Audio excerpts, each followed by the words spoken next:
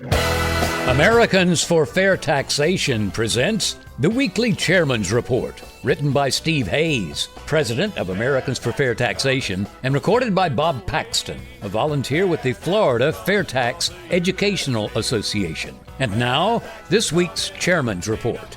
Hello, I'm Bob Paxton with the AFFT Chairman's Report for Friday, June 12th, 2020. Estate planning, the estate tax, and the fair tax. Everybody wants to go to heaven, but nobody wants to die.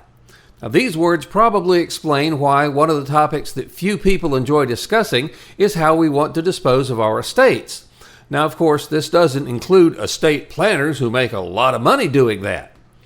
Now, some say the primary reason we tend to put off estate planning is that it forces people to imagine a future where they or someone they care about is no longer living, and that's just not exactly at the top of the list of things people want to do with their time. However, when a person dies, a hefty estate tax will be levied on that estate before it can be passed to the heirs if the size of the estate exceeds the per-person exemption in effect at the time. And that can be changed by Congress anytime they want to. The per-person exemption has increased over the past 20 years from a low of $675,000 with a top rate of 55% in 2001 to $11.8 million with a top rate of 40% today. Many of the 2020 Democrat presidential candidates called for a large reduction in the per-person exemption and an increase in the top rate for the federal estate tax. Joe Biden, the presumptive Democrat nominee, has promised to revamp the president's estate tax, which likely means reducing the per-person exemption and increasing the tax rates. Now, they won't come out and say it, but the reason large increases in the estate tax are being considered is that the ruling class and their minions believe that they know better than you do what's the correct and proper way to spend a big chunk of the money that you've spent a lifetime accumulating. Like most aspects of the income payroll tax system, the estate tax is very ineffective as a reallocation of wealth tool for which it is touted. People with very large estates can take elaborate steps to ensure that the bulk of those estates escape taxation. As is often the case with the ruling class and their minions, the estate tax preys on the smaller estates where people don't have the resources to hire the best estate planners and spend the hundreds of thousands of dollars it takes to set up an elaborate tax shelter. It's as if these confiscators of wealth believe that the principle is the main thing, even if their scheme doesn't really work as planned and it harms people who are not their intended targets. Now, how many Americans are millionaires? The Spectrum Group reported in its Market Insights Report 2019 the following facts. In 2018, there were 31.2 million households with a net worth between $100,000 and $1 million, an increase of 200,000 households from 2017.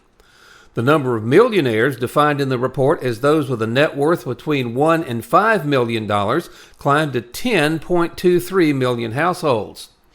Households with a net worth of between $5 and $25 million grew to 1,397,000 households. That's an increase of 47,000 from 2017. And there are now 173,000 households in America with a net worth exceeding $25 million. That's an increase of 1,000 households from the previous year. One of the factors that has led to this growth in the number of millionaires is inflation. For example, a home purchased in 1980 for $300,000 would be worth $1,005,000 in inflation-adjusted dollars today. Now let's assume that even the most ambitious estate tax proposals would not tax estates of less than $500,000. In this case, a minimum of 10,230,000 people could be subject to the estate tax. Now, since 2011, most people have understood that the federal estate tax would not affect them because they had less than a $5 million taxable estate. However, if the Democrats win the presidency and control both the U.S. House and Senate, then all it takes is a bill passed by both houses and signed by the president for the per-person estate tax exemption to be lowered to $500,000 or some other number. Now, that's one of the big problems with the income payroll estate tax system. It's impossible to make long-term plans because there's no stability in the system. It can be changed at the whim of Congress and the President at any time. Now, the prospect of a radical change to the estate tax per-person exemptions is why the people who profit from estate tax planning are sending out newsletters and writing blogs about why people need to rethink their estate plan and to be ready to make changes if Mr. Biden wins the presidency and the Democrats control Congress. These advisors insist that all Americans with estates in excess of $500,000 immediately see an estate planner and pay thousands of dollars to put a plan in place that can be implemented if the Democrats win in November.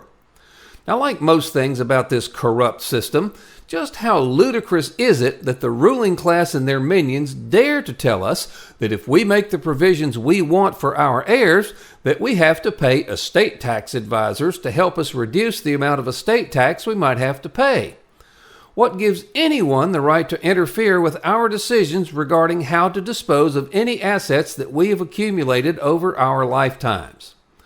Now let's look at estate planning under the FAIRtax. Under the FAIRtax, the estate tax is repealed. Instead of having to make choices that are dictated by tax considerations, we can make choices that truly express our wishes.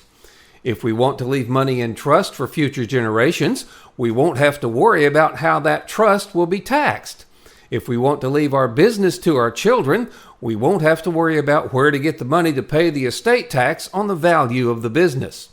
In short, with the FAIRtax, it's us, not the ruling class and their minions in D.C., who decide what's the best way to distribute our estates.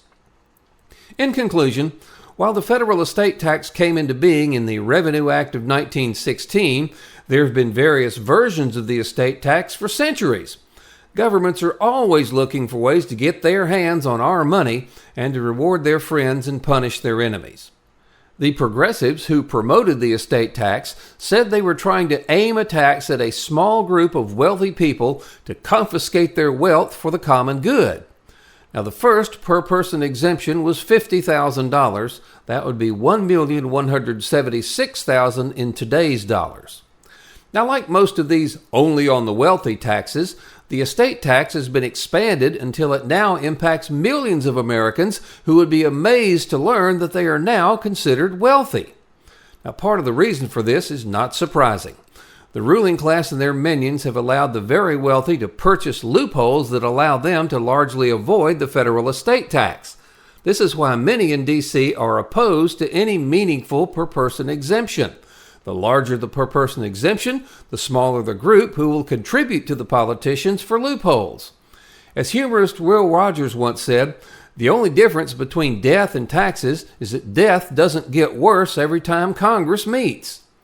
Now, if you're ready to take a very significant step towards wresting control of your government back from a small group of corrupt people and making it possible for all to prosper, go to FAIRtax.org and join us. Then, contact your member of Congress and the President and demand that Congress pass the FAIRtax, the only truly fair tax. This has been the Weekly Chairman's Report, written by Steve Hayes, President of Americans for Fair Taxation. Check back every week for news and information about the fair tax and learn why the fair tax should replace our antiquated federal income tax system. If you'd like to receive a copy of the Chairman's Report in your inbox every week, sign up at FAIRtax.org.